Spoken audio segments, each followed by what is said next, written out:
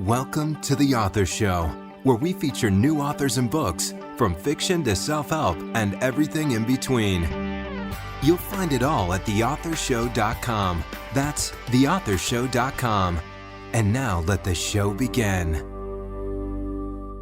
Hi, this is The Author Show, and I'm your host, Linda Thompson. Before I introduce our guests, just a quick reminder that selected interviews are available in our iPhone app, which can be downloaded in the App Store as well as on TV on the Roku channel and Amazon Fire TV. Our app name on all platforms is The Author Show. In the murky swamps of Central Florida, a boy vanished on the way home one night. Can one man's visions reveal the truth? Well, that's part of the synopsis for The Takings, a psychological thriller by author Sandie Will. Sandie joins us to tell us more about her story. Sandie, welcome to The Author Show. Hi, Linda. Thank you so much for having me today. Sandie, will you please give us a quick overview of The Takings? Sure. This is a psychological thriller that's based in the central part of Florida. It's about a 9-year-old boy who's kidnapped in Green Swamp. This affects a family friend as it reminds him of a past tragedy, and he becomes very obsessed with finding Wyatt.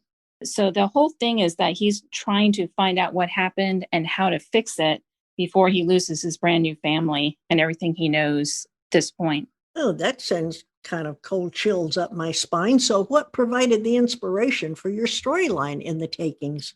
Well, actually, the main character followed me around for a couple of years. I know that sounds kind of funny, but I kept seeing him and I didn't know why. But then I also started seeing a beast, and the main character was seeing the beast, but I couldn't see what the beast was doing. So I wrote the book about what he was doing. That does sound a little paranormal. So does this happen to you often? It does not. My first book, actually, it was inspired by my father, and it was like a family story. This one just kind of popped out of nowhere. So I think I'm just going to go with the flow with whatever happens in the future with how I write stories. Well, while you were writing your book, were you picturing any particular type of reader? Yeah, anybody who likes a creepy, dark story, those are the main ones I try to reach out to. Those that are not too sensitive and bothered by those kind of things. So anybody who likes a little bit of a good scare. If you were to compare The Takings with any other, what would that other book be? Well, actually, one of my readers told me that it reminded her of a modern day Dr. Jekyll and Mr Hyde. So kind of that split personality type of book. What is it about the psychological thriller genre that fascinates you so much? I think it's because it goes into the psyche of the mind, and it's something that follows you after you're done. I've always loved reading and watching movies about psychological thrillers. And it's just that creepiness during it, and then also that you kind of can't get it off your mind later. Have you always liked this type of book, even when you were a young child? Yes, I have watched many psychological thrillers and horrors in my lifetime. I started very young. I want to say, 8 or 9, I was begging my mom to watch horror flicks. So I've always watched them, always read them, and that's just where I go. Oh my gosh. I, as a kid, read the first couple of chapters of Edgar Allan Poe's The Raven, and I couldn't sleep for 3 nights. So that was the end of that stuff for me. So I really admire you for putting up with that. So when thinking about a new book, do you consider plot or character first? Definitely character first. I have to feel the character because when I'm writing, I'm actually seeing a film as I'm writing it. I do look around and look at the setting that I'm seeing, but the character and how they're feeling is what I'm trying to portray in my book. So that's the main thing for me. Will Adrian or any of your other characters return to us in a sequel or maybe even a series? Yes, actually, I'm currently working on a sequel to The Takings. It's going to be called The Replacings. So this will be the second of 3-book series. So this will end up being a trilogy. Do you give your characters traits of people you know, or are they straight out of your imagination? They're straight out of my imagination. I don't really like to bring anyone that I know into my stories. So yeah, I mean, maybe little bits and bits, but primarily no, they're right out of my imagination. This is your second book, the first one being a thriller for young adults. Even as a child, did you picture yourself as an author? I really didn't think about doing it until about 10 years ago. But, after I was thinking about it before, I did start writing a book when I was 16. I never finished it. And it was a haunted house story. but I never really thought of myself as an author at that time. It wasn't until I wasn't writing so much for work and I felt like I wanted to give it a try on the fiction side. Sandie, what would you say has been the most rewarding experience for you since publishing your first book? I think it's going to author events, like I've been to, author signings and those type of things when a fan comes up and says, I've read your book and I'm just so excited. Are you coming out with another book? And you can see that you really affected or entertained that person while they were reading. I would think that would be very satisfying. So, do you rely on or look to reader feedback to determine if a character returns for a sequel? Yeah, definitely. Because my first book, I was not planning on doing a sequel for it, but I've heard so much feedback and love for the main character and a possible love interest that definitely I will be doing a sequel to that. Also, it's been selling pretty well. So that also determines whether or not I would continue with the story. And once you've done with this trilogy, do you have an idea of what you're going to be doing next? I do. First off, I think I'm going to continue that first book, which is another psychological thriller. It's set in an insane asylum. So I probably will do a sequel to that one. But I also have a time travel that I've been working on that will go back to 1849 Ireland, when the Great Irish Famine was happening. That is something else I've been researching right now. So that is in the future. When you're writing psychological thrillers with time travel and a bit of paranormal, how do you research what you're going to be writing to make it seem real?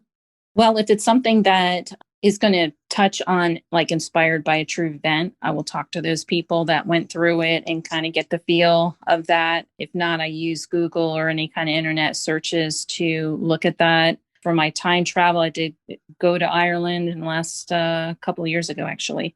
And when I visited, I visited a lot of famine sites, as well as, just taking in the area and what it looked like and how it felt to be there. So sometimes I travel as well. Sandie, is there a moral of the story or a message in the takings that you would like your readers to remember? I think that the one thing I hope that happens is that they will feel conflicted on whether or not to root for the villain. I just find that when you can conflict the reader in some ways, that you've affected them with that character. So that's what I'm hoping they'll take away from it. Now I get to ask, and I'm sure this is going to send cold chills up my spine, but would you please read a short excerpt from The Takings for our listeners? Sure. I'm going to start with chapter 1. The light from Wyatt's bike jounces through the woods as he races along the path he knows well. He swerves around the tree roots that protrude from the earthen trail, skidding on a few in his haste. Long strands of tree moss brush against his shoulders as he plunges through them, leaving behind a wake of spiraling locks. Wyatt knows he's in for it.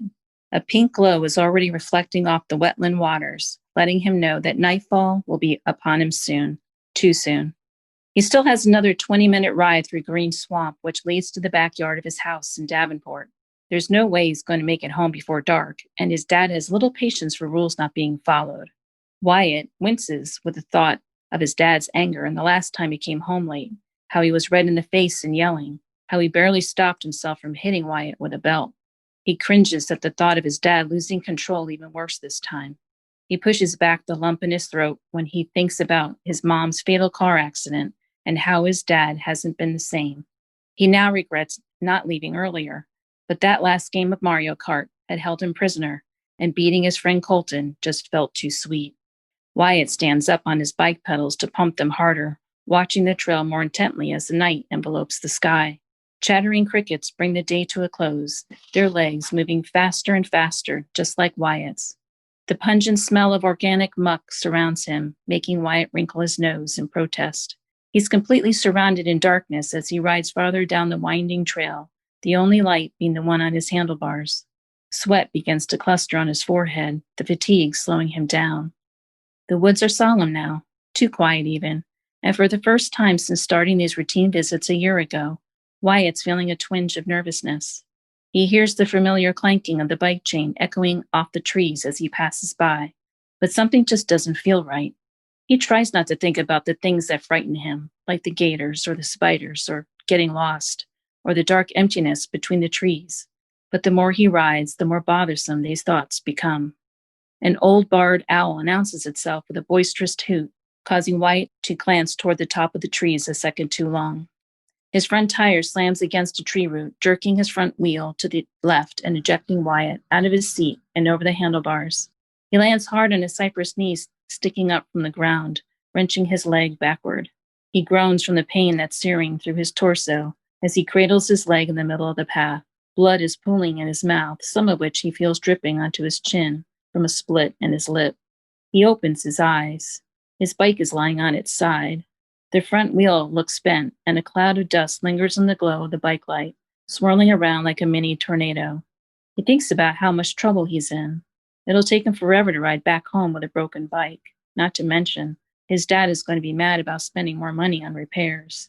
He decides to fix it on his own and pedal home with his good leg. Wyatt slowly sits up to assess his situation, pausing a second wave of pain to shoot through his leg. He screams out and rolls back and forth on his side. The sound of footsteps crunching through the twigs and leaves interrupts Wyatt's focus on his distress. They are coming closer from behind. Wyatt quiets to a whimper and listens, his chest rising and falling rapidly. Then, just as quickly as they came, the footsteps stop. Wyatt lies in the path for a while, questioning whether he should face whoever's behind him. He finally tells himself he has to be brave and musters the nerve to turn around. All he sees is his bike light and his front tire. Wyatt relaxes his body, then carefully sits up again, not wanting any further pain. He hears more footsteps and jerks his head to the left. There, just beyond his bike, Wyatt sees the silhouette of a man standing in the pathway. Wyatt stares at him for a couple of seconds, his heart racing. The man is tall like his dad, but his shoulders much broader. Oh, my Lord, Sandie. Yeah, just as I anticipated, I had cold chills. So I want to know, where can we learn more about you, about your other book, and where can we purchase The Takings? I have my own website. It's Sandie Will, and that's SandieWill.com. So if you go there, you can sign up for my newsletter. You'll see a prompt right away that'll ask you if you want to sign up. I also have a lot of book information on there, such as if I have any kind of giveaways going on or any kind of book tours, as well as information on the books themselves, the awards that they have won. And there's links there to Amazon for ebooks and the other major outlets for the paperback versions. And if there's any sales, it's right on the top. We've been talking with Sandie Will, author of The Takings, a psychological thriller. Sandie, I'll be the first to admit, and I've already mentioned, that your book would keep me up at night, but it also fascinates me at the same time. And I do know a lot of our audience loves your genre and will be very interested in reading The Takings. I hope you'll consider coming back to chat with us when you publish your next book. I sure will. Thank you so much for the opportunity today. The Takings was an excellent read. It grabbed me, no pun intended, in the first chapter and kept me intrigued through every chapter to the very end. I highly recommend this well-written book if you enjoy mysteries or psychological thrillers. If that review has you wanting more, please go to SandieWill.com and order your copy today. And when you finish, don't forget to post a review. And please share this interview with your friends so that they too may become acquainted with our author. And remember, the Author Show may be accessed at any time at theauthorshow.com. Plus, selected interviews can also be found on major platforms such as Amazon Fire TV, the Roku channel, iHeartRadio, Spotify, Google Play, Pandora, and many more. Whether you're an author who would like to be featured or a reader in search of new books, theauthorshow.com is a really great place to start. Thanks for listening to The Author Show. Find out more about authors and their work at theauthorshow.com. Theauthorshow.com. Tune in next time to another great author on The Author Show.